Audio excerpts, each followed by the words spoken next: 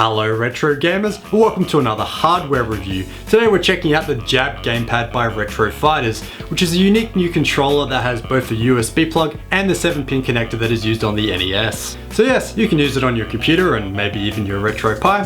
However, you can also use it on your NES with the added bonus of dual analog thumbsticks. And as a quick disclaimer, I should point out that this unit was sent to me by the manufacturer as a free review sample, but of course that won't be affecting my opinion in any way, shape or form.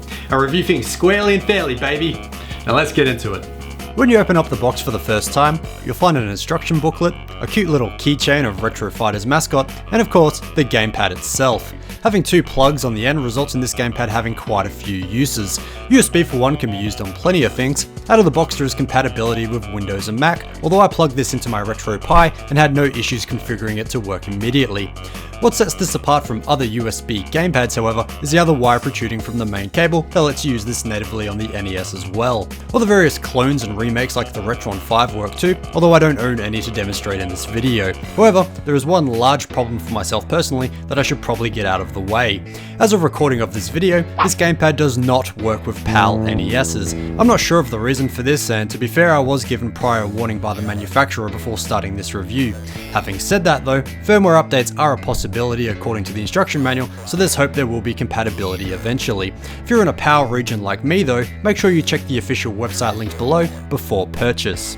You might be thinking that it's a bit odd that I'm reviewing this at all considering my regional handicap, but I can assure you that I tested this extensively with emulators on both my computer and my Raspberry Pi, and feel that I've developed a pretty good understanding of the Jab Gamepad. I found it to be very responsive with no input lag in sight, and my fingers were never straining to reach the buttons or triggers. The one thing I am missing out on, however, is the fact that I never figured out how to use the dual analog sticks with NES games in emulation.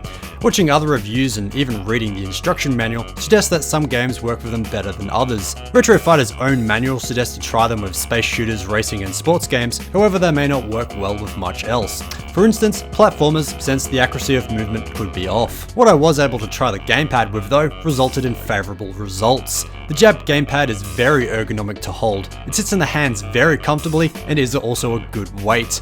Most sessions I forgot what I was holding since discomfort never took my attention away from the games. A lot more comfortable than the rectangular block that came with the NES originally, that's for sure. If I were to complain about anything, it would be the very dual sticks that I was unable to use natively with NES games. However, I personally tried them with N64 and PS1 games through my Retro Pi, and while responsive, were a little bit too small for my big pudgy thumbs. The top indent was arguably also a bit too deep, meaning that my thumbs would kinda dig into them after a while.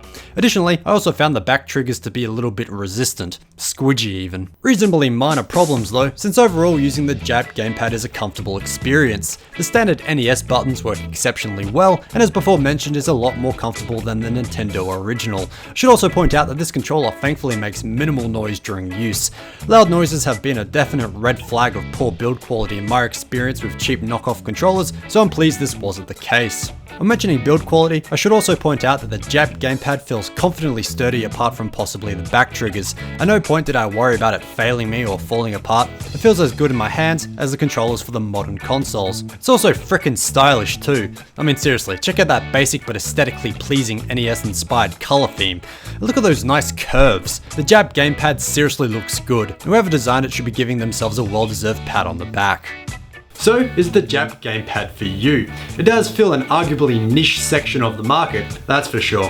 However, there are plenty of NES players out there, and the percentage of whom who may want a controller with analog thumbsticks is something to consider. Regardless, this is definitely a passion project through and through, with a high level of build quality and ergonomics. The fact that they've made it multi-purpose is a winner in my books as well, because as a USB controller it also feels quite nice. Personally, I'll probably be using it with PC gaming further down the track for genres that are more suited to a controller.